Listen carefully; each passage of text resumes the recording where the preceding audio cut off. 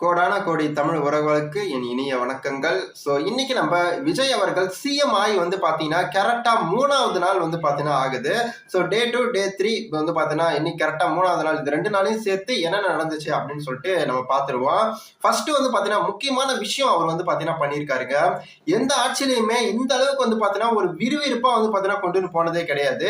அப்படி என்ன பண்ணியிருக்காரு அப்படின்னு கேட்டீங்கன்னா, கிட்டத்தட்ட பார்த்தீங்கன்னா 700க்கும் மேல பார்த்தீங்கன்னா மதுக்கடைகளை மூடணும் அப்படின்னு சொல்லிட்டு ஸ்ட்ரிக்டா பார்த்தீங்கன்னா ஆர்டர் போட்டிருக்காரு. குறிப்பா பார்த்தீங்கன்னா அந்த 700க்கும் மேல இருக்கிற மதுக்கடைகள், கோயில், அதுக்கப்புறம் பார்த்தீங்கன்னா பள்ளிக்கூடம், இதுக்கப்புறம் பார்த்தீங்கன்னா நிறைய அரசு பேருந்து பார்த்தீங்கன்னா நிற்குது பார்த்தீங்களா, பஸ் ஸ்டாண்டு. ஸோ இது மாதிரி இடத்துங்களெல்லாம் பார்த்தீங்கன்னா மதுக்கடைகள் ஒரு 500 மீட்டருக்குள்ள இருந்துச்சுன்னா கண்டிப்பா பார்த்தீங்கன்னா அதை அகற்றணும், அதை இழுத்து மூடிடணும் அப்படின்னு சொல்லிட்டு விஜய் அவர்கள் சிட்டை பார்த்தீங்கன்னா சொல்லிட்டாருங்க. இதன் அடிப்படையில பாத்தீங்கன்னா உடனே ஆக்ஷன் எடுக்கலாம கிடையாதுங்க. உடனே பாத்தீங்கன்னா ஆக்ஷன் எடுத்திருக்காங்க. கிட்டத்தட்ட இது வரைக்கும் 50 மடுக்கடைகள் பாத்தீங்கன்னா மூடன் தான் பாத்தீங்கன்னா சொல்லிட்டு இருக்காங்க. நிறைய போதை பொருட்களும் பாத்தீங்கன்னா வந்தவனே ஒழிச்சிடுறேன் அப்படின்னு சொல்லிட்டு அதுக்கும் பாத்தீங்கன்னா கையெழுத்து போட்டிருக்காரு. இது மட்டும் இல்லாம இன்னைக்கு ஒரு முக்கியமான பாத்தீங்கன்னா விஷயம் போயிட்டு இருந்துச்சு. சட்டமன்றத்துல அவருக்கு பாத்தீங்கன்னா ஆதரவு எதிர்ப்பு அதிகமா இருந்துச்சுன்னா அவரால் ஆட்சி அமைக்காம போயிருக்கும். ஆனா இந்த ஒரு சமயத்துல பாத்தீங்கன்னா கிட்டத்தட்ட 144 கிட்ட பாத்தீங்கன்னா அவருக்கு ஆதரவு கிடைச்சிருக்கு. 22 எம்எல்ஏக்கள் பாத்தீங்கன்னா அவரை கடுமையா எதிர்த்திருக்காங்க. சோ இது மாதிரி அதிகமா பாத்தீங்கன்னா அவருக்கு ஆதரவு கிடைச்சதால பாத்தீங்கன்னா சிஎம் போஸ்ட் பாத்தீங்கன்னா தக்க வச்சிருக்காரு. இதுக்கு மேல அவரை எதுவும் செய்ய முடியாது. சோ இந்த ஒரு சமயத்துல பரபரப்பா இப்படி போயிட்டு இருக்கு.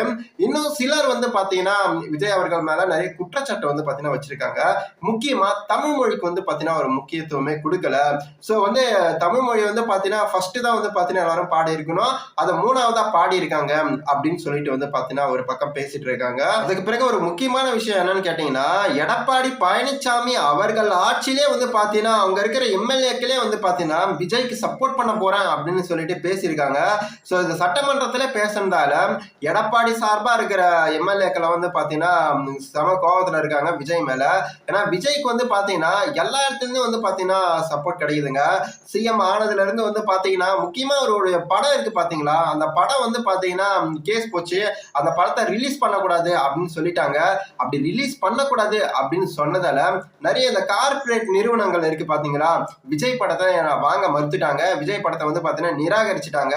சோ இப்ப விஜய் அவர்கள் சிஎம் ஆனதுக்கு அப்புறம் பாத்தீங்கன்னா எல்லாரும் போட்டி போட்டு அந்த படத்தை ஓடிடில நான் ரிலீஸ் பண்ண போறேன், எனக்கு கொடுங்க. முக்கியமா அமேசான் சொல்லிட்டு நிறைய நிறுவனங்கள் பாத்தீங்கன்னா குறிப்பா சொல்ல போனா அந்த நிறுவனம் போட்டி போட்டு பாத்தீங்கன்னா விஜய் படத்தை பாத்தீங்கன்னா நாங்க வாங்கிக்கிறோம் அப்படின்னு சொல்லிட்டு கிட்டத்தட்ட பாத்தீங்கன்னா 800 கோடி கிட்ட பாத்தீங்கன்னா நாங்க கொடுக்குறோம், அந்த படத்தை பாத்தீங்கன்னா எங்களுக்கு கொடுத்துருங்க அப்படின்னு சொல்லிட்டு வேற பேசிட்டு இருக்காங்க. இது மட்டும் விஜய் அவர்கள் மட்டும் சிஎம் ஆகல அப்படின்னா யோசிச்சு பாருங்க. அவருடைய படமும் இன்னைக்கு பாத்தீங்கன்னா ஆல்ரெடி லீக் ஆயிடுச்சு, உங்களுக்கு நிறைய பேருக்கு தெரியும். அவருடைய படமா பாத்தீங்கன்னா யாருமே வாங்கியிருக்க மாட்டாங்க. ஆனா இப்ப அவர் சிஎம் ஆனதால அவருக்கு நிறைய போட்டிகள் பாத்தீங்கன்னா வந்திருக்குங்க.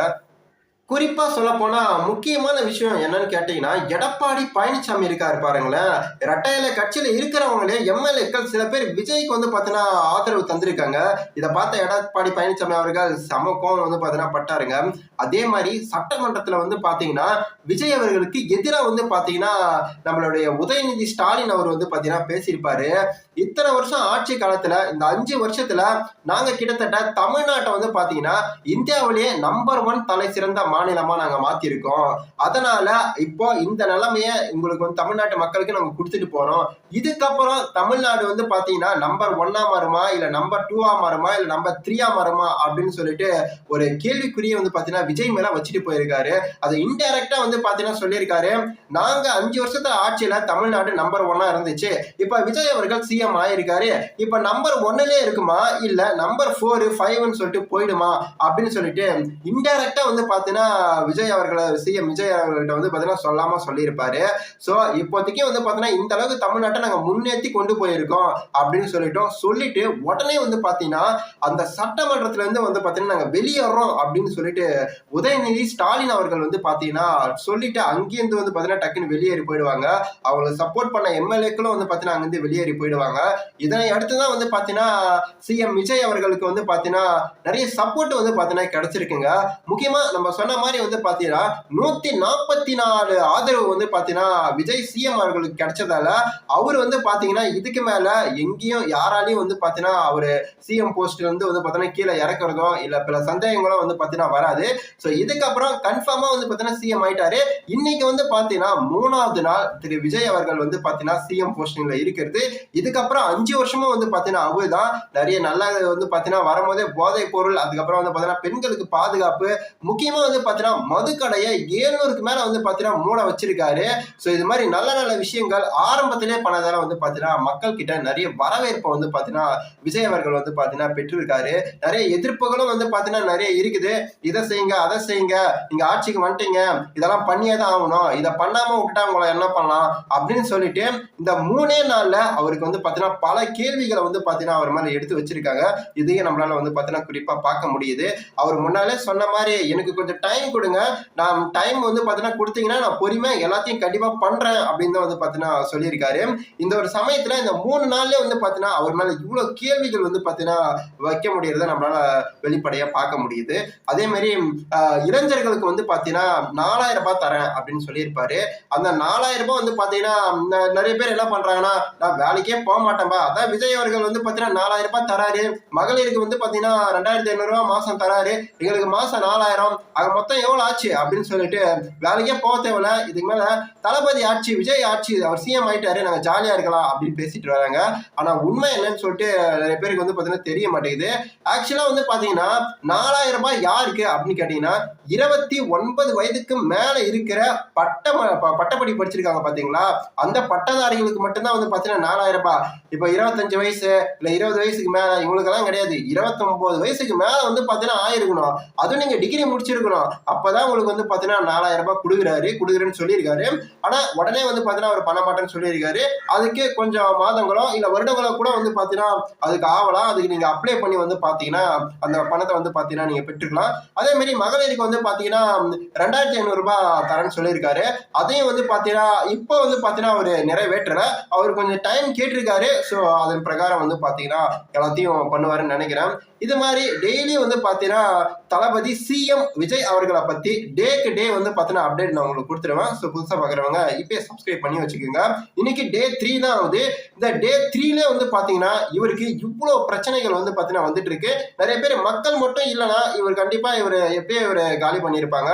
மக்களுடைய சப்போர்ட்ல மட்டும் தான் இருக்காரு. மற்றபடி அரசியல்வாதிங்க கட்சி சப்போர்ட் எல்லாம் பெருசா ஒரு கிடையவே கிடையாது. ஏன்னா சட்டமன்றத்திலே வந்து பாத்தீங்கன்னா விஜய் அவர்கள் வந்து பாத்தீங்கன்னா அவ்வளவு கடுப்புல இருக்கிறதாலதான் வந்து பாத்தீங்கன்னா எல்லாரும் ஏஞ்சே வந்து பாத்தீங்கன்னா வெளியே போயிடுறாங்க. அந்த அளவுக்கு காண்டல இருக்காங்க அப்படின்னு சொல்லிட்டு நம்மளால பார்க்க முடியுது. மக்கள் மட்டும்தான் வந்து பாத்தீங்கன்னா இப்போ விஜய் அவர்கள் பக்கத்துல நின்றுட்டு இருக்காரு. இதுக்கப்புறம் அவரு எப்படியெல்லாம் வந்து பாத்தீங்கன்னா நகர்த்துறாரு, எப்படியெல்லாம் காய் நகர்த்துறாரு, எப்படியெல்லாம் நல்ல விஷயங்களை செஞ்சுட்டு வராரு அப்படின்னு சொல்லிட்டு நம்ம பொறுத்து தான் பார்க்கணும். இப்ப டே 3ல வந்து பாத்தீங்கன்னா நிறைய நல்ல விஷயங்கள் பண்ணிட்டாரு. உதாரணத்துக்கு நம்ம சொன்ன மாதிரி முக்கியமா தமிழ்நாட்டுல வந்து பாத்தீங்கன்னா ஒழிக்கப்பட வேண்டிய விஷயம் என்னன்னு கேட்டீங்கன்னா அது மதுதான். சாராயம் குடிச்சு பல ஃபேமிலிகள் வந்து பாத்தீங்கன்னா இறந்ததை நம்ம பார்த்திருப்போம். அதை உடனடியா வந்து பாத்தீங்கன்னா விஜய் அவர்கள் ஆக்ஷன் எடுத்து கிட்டத்தட்ட இந்த கோயில், அப்புறம் பள்ளி, அதுக்கப்புறம் பேருந்து, இது பக்கத்துல 500 மீட்டர் இருக்கிற எல்லா மதுபான கடையும் வந்து பாத்தீங்கன்னா இழுத்து மூடிடணும் அப்படின்னு சொல்லிட்டு ஸ்ட்ரிக்டா சொல்லியிருக்காருங்க. ஸோ நிறைய பேர் விசாரிச்சு பார்த்தாங்க, அதுவும் உண்மையா தான் இருக்கு. அதே மாதிரி வந்து பாத்தீங்கன்னா பாட்டிலுக்கு 10 ரூபாய் வந்து பாத்தீங்கன்னா வாங்கினாங்க அப்படின்னு நம்ம சிஎம் அவர்கள் விஜய் அவர்கள் இதுக்கு முன்னால சொல்லியிருப்பாரு.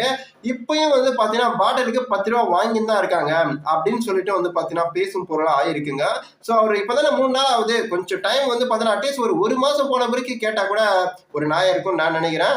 அதே மாதிரி முக்கியமான விஷயம் என்ன அப்படின்னு கேட்டீங்கன்னா விஜய் அவர்கள் வந்து பாத்தீங்கன்னா கெட்ட பேர் வரணும், இவருக்கு எப்படியாவது கெட்ட பேரை வாங்கி வச்சிடணும் அப்படின்னு சொல்லிட்டு ரொம்ப தீவிரமா வந்து பாத்தீங்கன்னா முயற்சி எடுத்துட்டு இருக்காங்க. அந்த ஒரு வகையில என்ன நடந்துச்சு அப்படின்னு பாத்தீங்கன்னா சட்டமன்றத்துல நம்ம எடப்பாடி பழனிசாமி அவர்கள் என்ன பண்ணியிருக்காருன்னா போயிட்டு வணக்கம் வச்சிருக்காருங்க. எல்லாரும் வணக்கம் வச்சாங்க. நம்ம சிஎம் விஜய் அவர்களை பார்த்து எல்லாரும் வணக்கம் வைக்கிறாங்க. அவரும் வந்து பாத்தீங்கன்னா ரிப்ளை கொடுத்து வணக்கம் வச்சிருப்பாரு, நல்ல மரியாதை செலுத்தி இருப்பாரு. ஆனா எடப்பாடி பழனிசாமி அவர்கள் வணக்கம் வைக்கும் போது மட்டும் விஜய் அவர்கள் மரியாதையை கொடுக்கல, பதிலுக்கு வணக்கமே வைக்கல.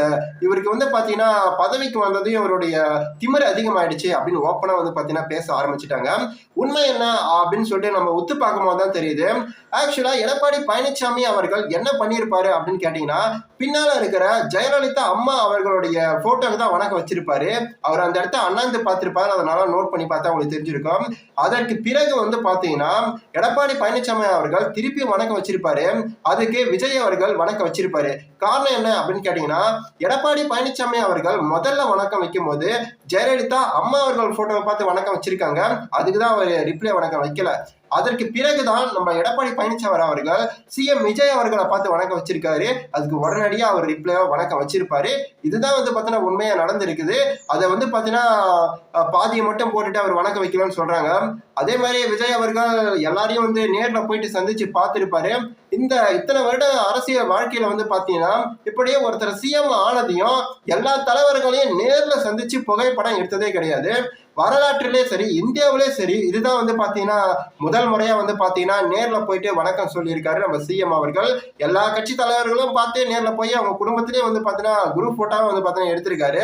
அந்த வகையில வந்து பாத்தீங்கன்னா நிறைய தலைவர்களும் ஏன் நம்ம மு.க. ஸ்டாலின் அவர்கள் வீட்டுக்கே போயிட்டு புகைப்படம் எடுத்திருக்காரு ஒன்னா சேர்ந்து. ஸோ இப்படி ஒரு நல்ல காட்சிகளை நம்மளால அரசியல் முன்னேற்றத்தை நம்மளால பார்க்க முடியுது. முக்கியமா சீமான் அவர்கள் வீட்டுக்கு போகும்போது சீமான் அவர்கள் தொண்டர் ஒருத்தர் வந்து பாத்தீங்கன்னா விஜய் அவர்களுக்கு கை கொடுக்க போயிட்டு அவர் பார்க்கலன்னு கையை எடுத்திருப்பாரு. அந்த ஒரு சமயத்துல விஜய் அவர்கள் என்ன பண்ணிருப்பாருன்னா உடனே ரியாக்ஷன் பண்ணி கை கொடுத்திருப்பாரு. இந்த ஒரு நல்ல மனசு எப்படி வந்து பாத்தீங்கன்னா எடப்பாடி பழனிசாமி அவர்கள் வணக்கம் வைக்கும் போது வைக்காம போயிருப்பாரு அப்படின்னு சொல்லிட்டு வந்து பாத்தீங்கன்னா மிகப்பெரிய ஒரு கொஸ்டின் எடுத்து வச்சிருக்காங்க. இந்த மாதிரி வந்து பாத்தீங்கன்னா விஜய் அவர்களுக்கு கெட்ட பேர் வர வைக்கிறதுக்கும் நிறைய பேர் காத்துக்கிட்டு இருக்காங்க. அது இல்லைன்னு ப்ரூவ் பண்றதுக்கும் வந்து பாத்தீங்கன்னா ஆதாரங்களோட எடுத்தும் பேசிட்டு இருக்காங்க. ஜஸ்ட் 3 நாள்லாம் ஆகுது. இந்த 3 நாள்லயே வந்து பாத்தீங்கன்னா இவ்வளவு பிரச்சனைகள் வந்து பாத்தீங்கன்னா இவருக்கு நடந்துகிட்டு தான் இருக்கு, பேசிக்கிட்டு தான் இருக்காங்க. அதை வந்து கொஞ்சம் ஹெல்த்தா பண்ணலாம் அப்படின்னு சொல்லிட்டு நான் நினைக்கிறேன். ஏன்னா பார்த்ததுக்கெல்லாம் இவர் மறைச்சிட்டாரு, இவர் திமிர் வந்துருச்சு இவருக்கு அப்படின்னு சொல்றதுக்கு பதில் இவரை ஒரு அரசியல்ல ஏதோ ஒரு தப்பு பண்றாருப்பா, இவர் ஒரு வாக்குறுதியை நிறைவேற்றல, இவர் வந்து பாத்தீங்கன்னா கடுமையான சட்டத்தை கொண்டு வரல, தப்பு பண்றவங்களுக்கு தண்டனை கிடைக்க மாட்டேங்குது அப்படின்னு சொல்லிட்டு ஒரு ஹெல்த்தா ஒரு விஷயத்தை எடுத்து வச்சா அது வந்து பாத்தீங்கன்னா செமையா இருக்கும். இது மாதிரி பார்த்ததுக்கெல்லாம் மறைச்சிட்டாரு, இவர் கெட்டவரு, கை வந்து கொடுக்காம போயிட்டாரு, இவர் வந்து பாத்தீங்கன்னா வணக்கம் வைக்கல, இவர் கெட்டவரு, இவர் அரசியல் சரியில்லை, இப்படின்னு எல்லாம் பேசுறத நம்ம தவிர்த்துக்கினா கொஞ்சம் நல்லா இருக்கும். அது ஹெல்த்தாவும் இருக்கும் நான் நினைக்கிறேன். இது 3வது நாள்ல இந்த அளவுக்கு வந்து பாத்தீங்கன்னா அவருக்கு அடி விழுது. ஸோ மக்கள் வந்து பாத்தீங்கன்னா அவர் கூட இருக்கிறதால உண்மைகள் தெரிய வருது. இப்போதைக்கு மக்கள் தான் அவரை காப்பாத்திட்டு இருக்காங்க. ஸோ போக போக என்ன நடக்குது அப்படின்னு நம்ம பொறுத்து இருந்து பார்க்கலாம். ஸோ நம்ம சேனலை புதுசா பாக்குறவங்க வந்து பாத்தீங்கன்னா சப்ஸ்கிரைப் பண்ணி வச்சுக்கோங்க. நம்ம விஜய் அவர்களை பத்தி டெய்லி அப்டேட்டை வந்து பாத்தீங்கன்னா நான் உங்ககிட்ட பதிவு பண்றேன். இன்னைக்கு ஜஸ்ட் 3வது நாள் தாங்க. இந்த 3வது நாள்ல இவ்வளவு விஷயம் நடந்திருக்கு. ஸோ தொடர்ந்து 5 வருஷம் இருக்கு. இன்னும் இந்த 5 வருஷத்தை பொறுத்து இருந்து நம்ம பார்க்கலாம். ஸோ இத்துடன் நான் நிறைவடைச்சிக்கிற வீடியோவை. ஸோ புதுசா பார்க்குறவங்க சப்ஸ்கிரைப் பண்ணிக்கோங்க. அடுத்த வீடியோல பார்க்கலாம்.